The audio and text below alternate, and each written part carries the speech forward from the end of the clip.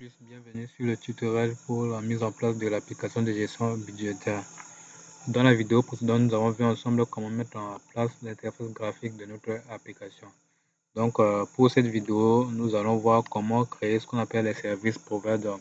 Comme nous avons expliqué avant, les services providers consistent juste à enregistrer les différentes dépendances de chaque classe pour notre application. Donc, nous avons vu comment ce qu'on appelle la notion des containers. Donc, le rôle des services providers, c'est juste de configurer le container. OK? Donc, pour ce, nous allons créer les différents services providers que nous allons utiliser pour notre application. Donc là, on va copier ça et mettre dans un éditeur de texte pour nous faciliter la création. OK? Donc, le premier service que nous allons créer s'appelle les comptes services providers. Donc, je copie la commande.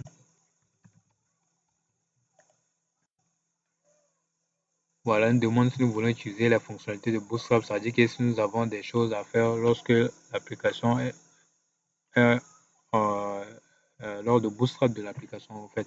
Donc pour notre et si nous voulons ajouter des routes, c'est-à-dire configurer des routes dans ce service provider, oui, c'est ce que je recommande. Vous pouvez mieux configurer le route dans chaque service provider. OK. Maintenant, on nous demande de confirmer les informations. Si c'est OK, on valide en faisant Y, ça veut dire que yes. Voilà, le service et compte a été créé dans le dossier app provider et compte service provider. Donc après, nous allons venir ajouter le contenu au moment opportun. OK, donc nous allons continuer la création des autres services provider. OK, donc dépenses.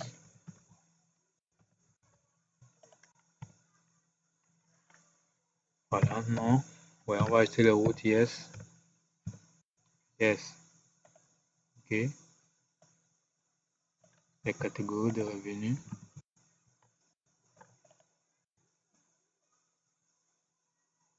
No. Yes. Yes.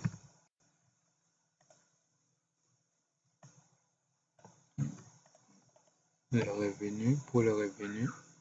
No. Yes. Yes.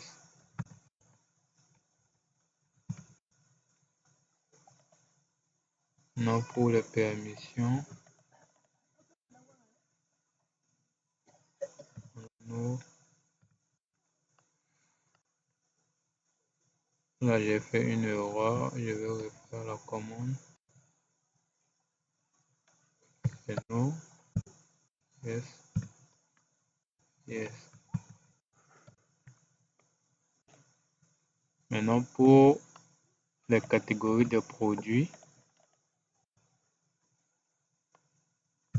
No. Yes. Yes. Pour les produits.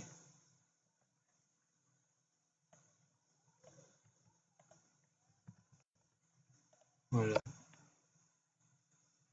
No. En fait, les valeurs entre parenthèses sont les valeurs possibles que vous pouvez saisir. Donc, en couleur bleue, c'est la valeur par défaut. Ça veut dire que si je tape entrée, c'est la valeur non qui sera utilisée. Je donne un exemple. Donc, vous voyez, je tape directement entrée. Pour les rouges, c'est toujours non. Donc, pour mon cas, c'est yes. Donc, je tape yes. Vous voyez ici, le yes est par défaut en couleur bleue. Donc, pour dire que si je tape rien, je tape entrée, il va prendre yes et exactement ce qu'il a fait. Donc, si on vous demande de faire un choix, il suffit de voir la valeur par défaut qui est en bleu. Si c'est la valeur que vous voulez saisir, vous pouvez taper sur entrée au lieu de ressaisir cette valeur. On va continuer. On va créer maintenant le service provider pour le repository. C'est-à-dire que tous les repositories, on va le mettre dans ce service provider. OK. Pour notre cas, on a besoin des bootstrap et des routes. OK, je confirme. Yes. OK.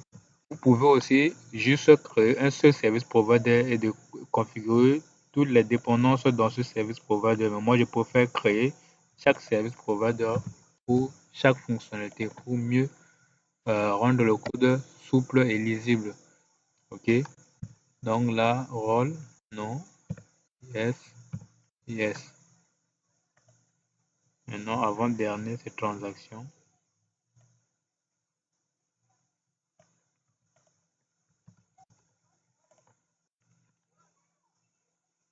Voilà, no, add root, yes, yes.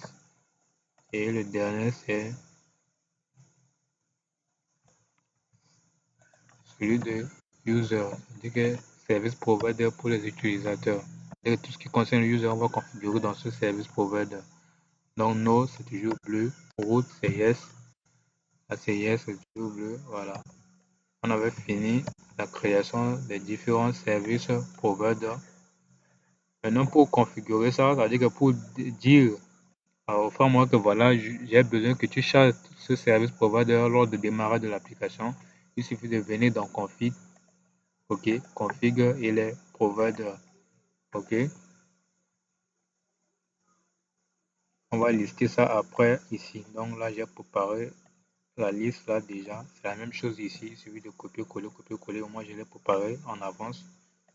Donc, je vais coller ici. Normalement, l'ordre n'est pas vraiment important vu que l'application va d'abord enregistrer le service provider avant de les utiliser. Mais je vous conseille, si vous vous rendez compte que vous avez un service provider a besoin d'un autre, il suffit de le mettre en premier pour éviter tout problème. Ok. Une fois c'est collé, je vais importer d'abord les classes. Je fais CTRL-SHIFT-I pour importer les classes.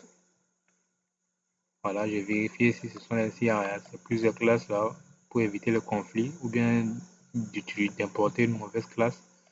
Je fais OK. Voilà. Je vais tester l'application si tout est bien. Voilà. Aucune erreur pour dire que tout est bien. Donc là, on a les différents menus que nous allons développer durant le développement de notre application. Donc il y a configuration, compte, dépenses, revenus, transactions, user. Bon, l'icône là, c'est pas le bon, icône. Je vais changer ça dans main. Voilà, user. Voilà, c'est ça. L'icône, c'est user. OK. Je recharge.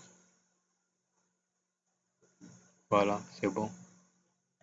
Donc voilà en tout la partie concernant la création des services providers.